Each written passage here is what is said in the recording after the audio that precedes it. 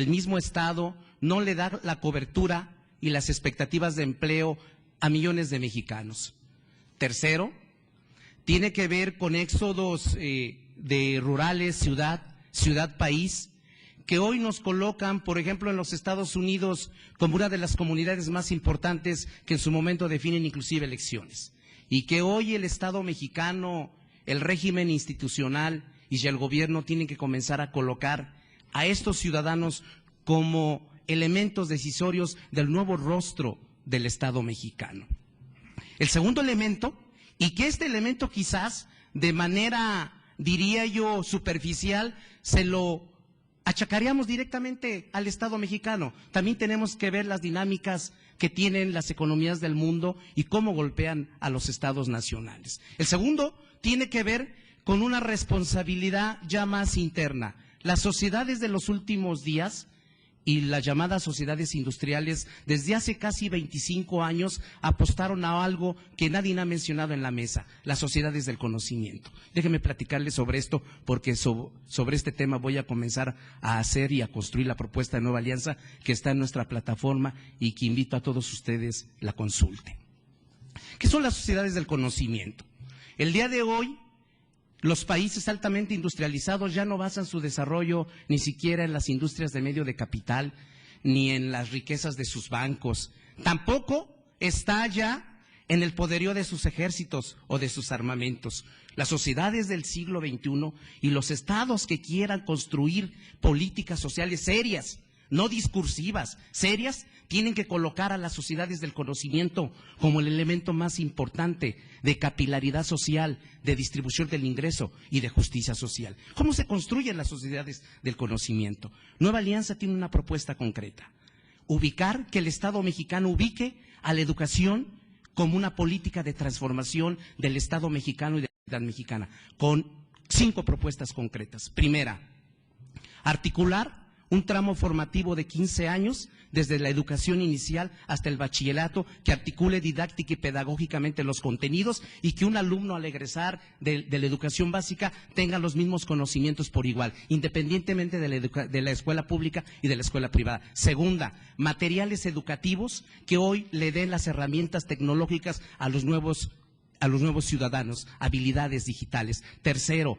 carrera magisterial de los maestros, que impacte el logro estudiantil para que cuando nos metamos a las evaluaciones internacionales entreguemos buenos alumnos. 4, un ambiente escolar en donde directivos y alumnos convivan entre sí y transformen su práctica docente. 5, necesitamos que la sociedad se incorpore a la escuela para que transforme la educación. Esta es la propuesta de Nueva Alianza. Son propuestas concretas y agradezco al Instituto Federal Electoral esta primera participación. Muchas gracias.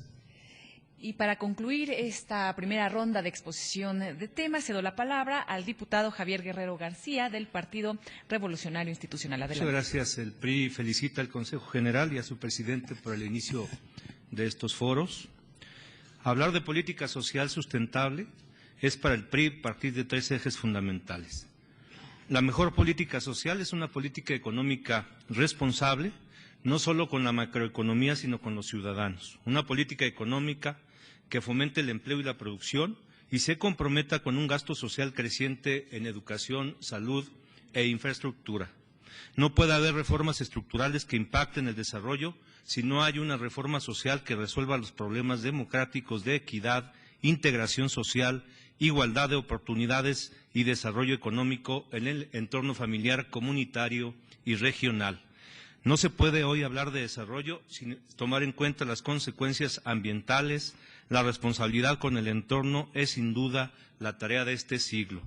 Sobre estos 3 ejes es que se debe reconstruir una política social de Estado insertada y sustentada en la política económica, que debe tener por objetivo la igualdad de oportunidades para mujeres y hombres de todas las edades. El PRI, en la consecuencia de sus principios ideológicos, se plantea hoy una gran reforma social que debemos instrumentar e institucionalizar, y esta gran reforma social, que es sin duda estructural, implicaría no solo reorientar la política económica, sino integrar en ella los objetivos sociales mínimos que dieran solución a las demandas más reiteradas por la población: empleo y bienestar. En los últimos 8 años, el fracaso de la política social se hace evidente en tanto no se ha podido avanzar para aminorar sustancialmente de la realidad nacional la marginación, la inequidad y la exclusión. Su fracaso está en razón directa de la marginalidad de la política pública y de su incapacidad para establecer acciones de coordinación interna, interinstitucional y entre órdenes de gobierno.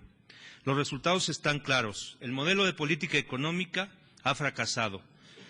Muestra su crisis más clara en la pérdida no solo de las ganancias de las empresas y del poder adquisitivo de la población, sino también en empleos. 759,000 empleos perdidos hasta el último trimestre del año pasado y el aumento de la informalidad que pasó del 29.9% del empleo total a 33.4% en el 2008.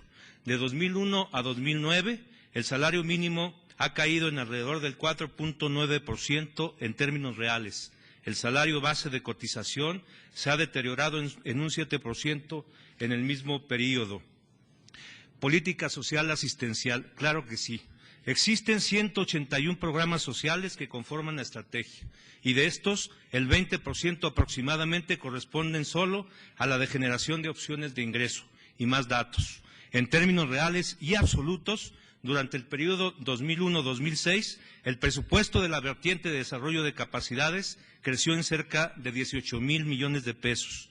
En el desarrollo de patrimonio y en el de protección social aumentaron alrededor de 17,000 millones de pesos, mientras que el de generación de opciones de ingreso solo creció 888 millones de pesos, es decir, casi 18,000 millones de pesos menos que en las otras vertientes.